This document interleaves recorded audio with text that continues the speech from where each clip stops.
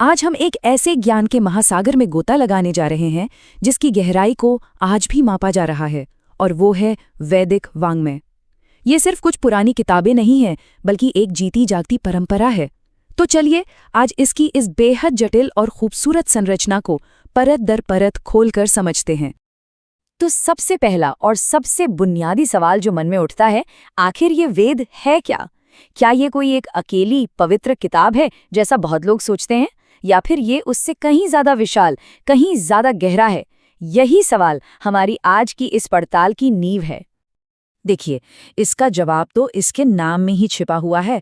वेद शब्द संस्कृत के विद धातु से बना है, जिसका सीधा सा अर्थ है जानना।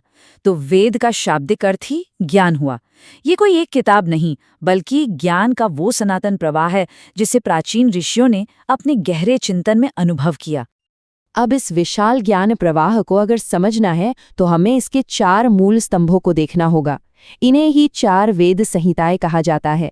असल में यही वैदिक वाङ्मय का हृदय है, इसका मूल आधार है। ये चारों संहिताएं अपने आप में विशिष्ट हैं और अलग अलग उद्देश्यों के लिए हैं। जैसे ऋग्वेद देवताओं की स्तुति में कहे गए मंत्रों का संग्रह है, जिन्हें यज्ञ में होता ऋत्विक उच्चारित करते हैं। फिर है यजुर्वेद, जिसमें यज्ञ की प्रक्रिया से जुड़े गद्यात्मक मंत्र हैं, जिनका प्रयोग अध्वर्यों करते हैं।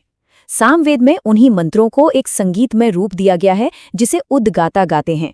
और चौथा है अथर्ववेद, जो लौकिक जीवन, आयुर्वेद और विज्ञान से जुड़े मंत्रों का संग्रह है और जिसकी देखरेख ब्रह्मा ऋत्विक करते हैं। तो ये बात बिल्कुल साफ हो जानी चाहिए कि हम किसी एक किताब की बात नहीं कर रहे हैं, बल्कि मंत्रों के 4 विशाल संग्रहों की बात कर रहे हैं। यही वो बुनियाद है जिस पर वैदिक ज्ञान का पूरा ढांचा खड़ा है। लेकिन रुकिए, ये संरचना और भी ज्यादा गहरी है।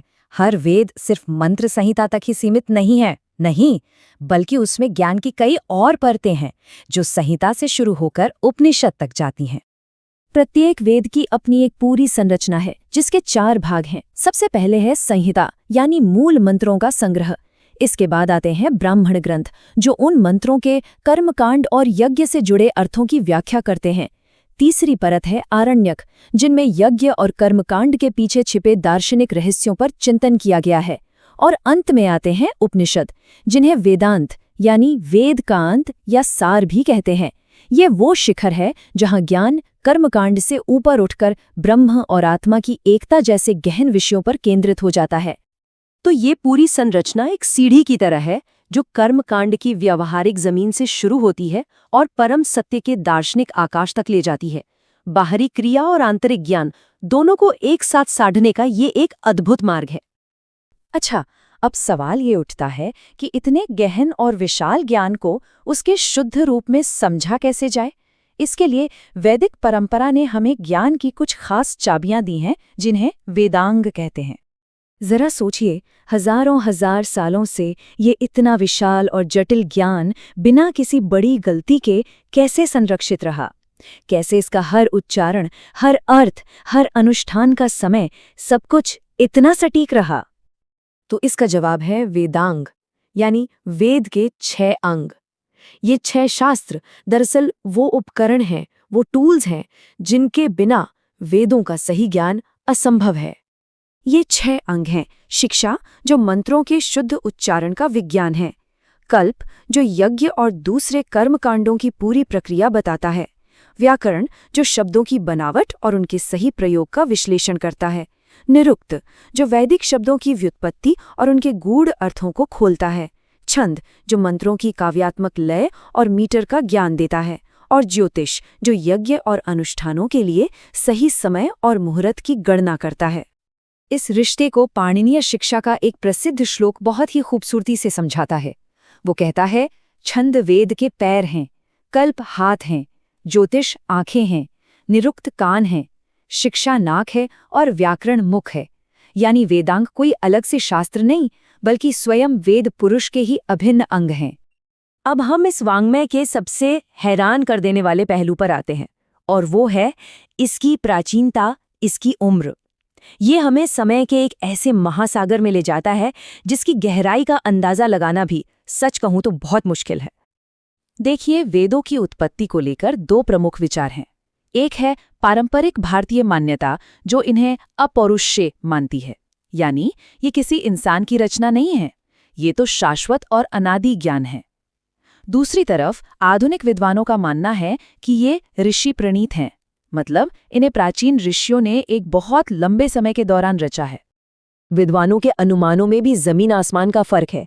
मैक्स मुलर ने ऋग्वेद का समय लगभग 1200 ईसा पूर्व बताया, लेकिन फिर तुर्की में 1400 ईसा पूर्व का एक शिलालेख मिला जिसमें इंद्र, मित्र, वरुण जैसे वैदिक देवताओं का जिक्र था, जो इसे और भी पुराना साबित करता है। फिर खगोलीय गणनाओं के आधार पर हरमन जैकोबी ने इसे 2500 ईसा पूर्व का बताया, और लोकमान्य बाल गंगाधर तिलक ने तो मंत्रों में वर्णित नक्षत्रों की स्थिति के आधार पर इसे 4000 से 6000 ईसा पूर्व का माना।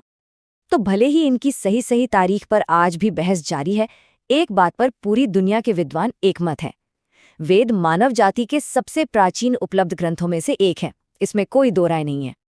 तो आखिर में हम इस सवाल पर आते हैं कि ठीक है, ये बहुत प्राचीन हैं, बहुत विशाल हैं, पर आज के दौर में हमारे लिए वेदों का क्या महत्व है? इन्हें ज्ञान की एक शाश्वत धरोहर क्यों माना जाता है? इनका महत्व कई स्तरों पर है।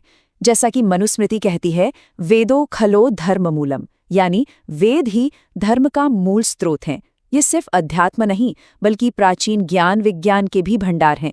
अस्तित्व, चेतना, ब्रह्मांड जैसे विषयों पर इंसान के सबसे पुराने दार्शनिक सवाल हमें यही मिलते हैं। और भारतीय संस्कृति और भाषा पर तो इनकी छाप इतनी गहरी है कि उसे मापा ही नहीं जा सकता। इस पूरी चर्चा का अंत हम इसी एक विचार के साथ करते हैं, अनादि निधना नित्या वागुत्सृष्टा स्वयंभुवा, मतलब वो वाणी जो अनादि है, जिसका कोई अंत नहीं, जो नित्य है और जो स्वयंभू से प्रकट हुई है। असली सवाल ये नहीं है कि ये ज्ञान कितना पुराना है, असली सवाल ये है कि क्या ये शाश्वत ज्ञान आज भी हमारे सवालों का जवाब दे सकता है? और इसका उत्तर हम सभी को अपने भीतर ही खोजना होगा।